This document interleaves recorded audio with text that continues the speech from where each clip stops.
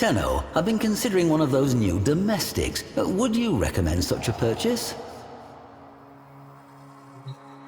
Lavos, the transmuter, called by some, anachronistically, the alchemist.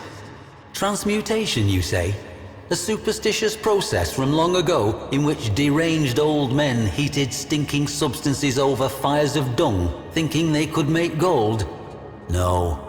To the Orokin, it was a darkly potent, forbidden science.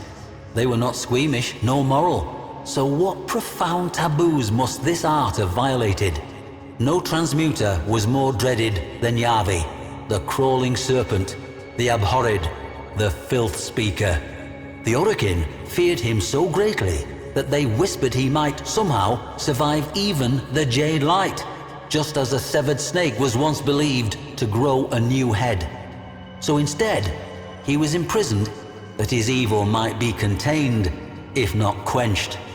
His jailer was a brute of a warframe named Lavos.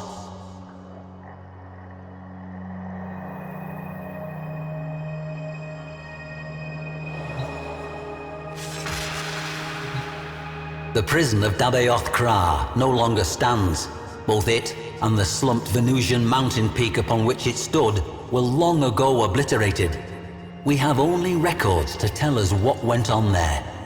Yavi was a scrawny, hairless man, scaly with skin disease. In reluctant recognition of his Archimedean status, he was permitted to wear the white robe, now a befouled, ragged garment. 2 tattooed serpents crawled up each bony arm from elbow to wrist. Lavos, we are told, was attentive to his prisoner. He administered the prescribed soup, water, and beatings with the same punctual fidelity. These are recreations of Lavos's own snakes. No mere tattoos, but living, bioferrous exoflesh.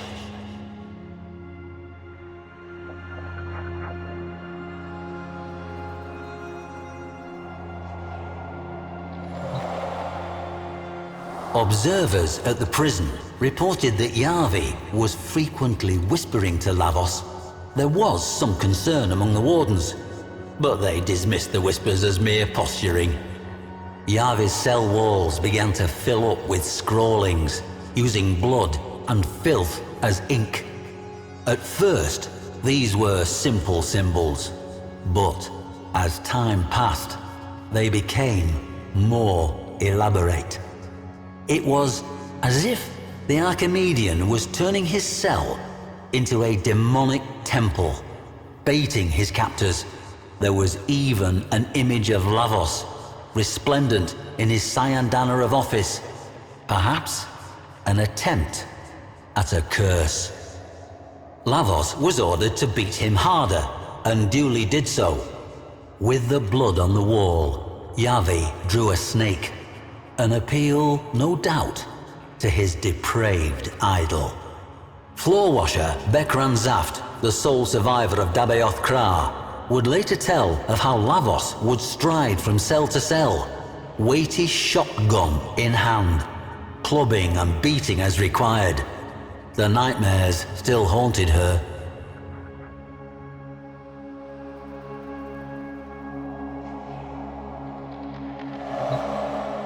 The warden's records reveal an increasing unease with Yavi's bizarre behavior. Regardless of the potential risk, they determined that he should be executed. After a fashion. They would use cellular reversal. Yavi would be reduced to a mere biological pulp with no more sentience than bread mold. But the executioner?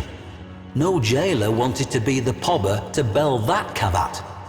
So Lavos received this ceremonial helm, along with the power to reconfigure organic matter. He could be their instrument. The walls, floor, and ceiling of the cell were, by now, overwritten with text. Lavos watched over Yavi continually. Bekran Zaft tells us that, curiously, Lavos no longer beat the prisoners in the other cells. Even when the inmates shoved one of their hated fellows into his path, expecting a bloody beatdown. Lavos merely waited for him to get back to his feet before moving on.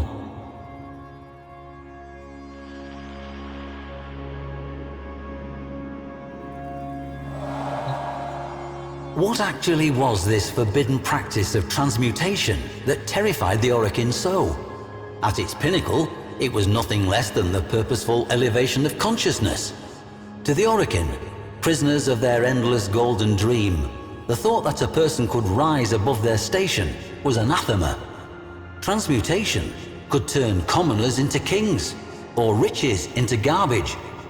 Worst of all, it could teach people not to be afraid. I have seen a preserved image of Yavi's cell. His scrawlings were not demonic sigils and barbarous texts, but star charts, evolutionary trees, genome structures. Yavi was not defying Lavos with these cryptic daubings in his own blood. He was enlightening him. Not dark sorcery at all, but radiant science. And the snake? A symbol not of corruption, but of healing. Yavi was a teacher. He might have taught millions. Now he had only one student, but that student was attentive.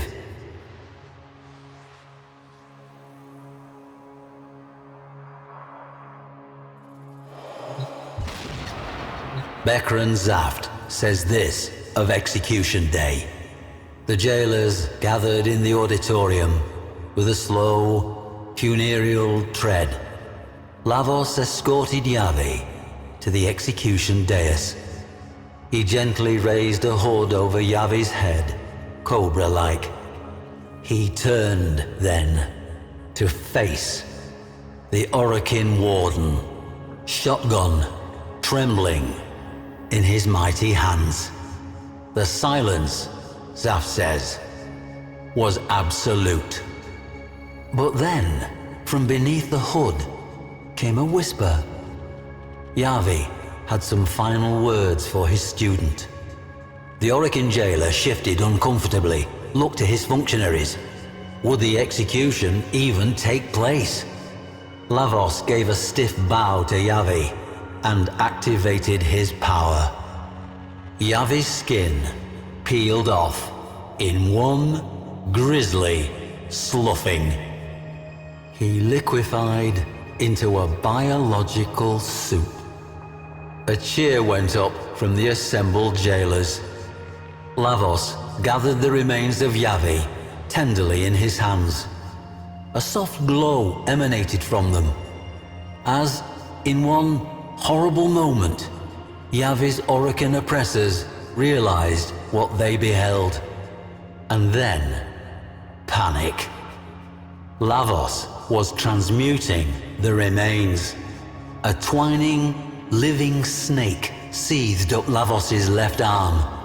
Yavi, transformed, and still, after a fashion, alive, just as they had feared. A second snake coiled around his right arm, this one sprouting from Lavos's own flesh.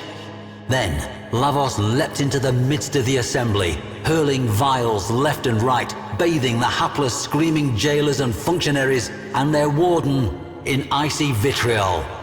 Not one survived. Not for long, anyway. And Bekran Zaft? Lavos bowed to her and moved on.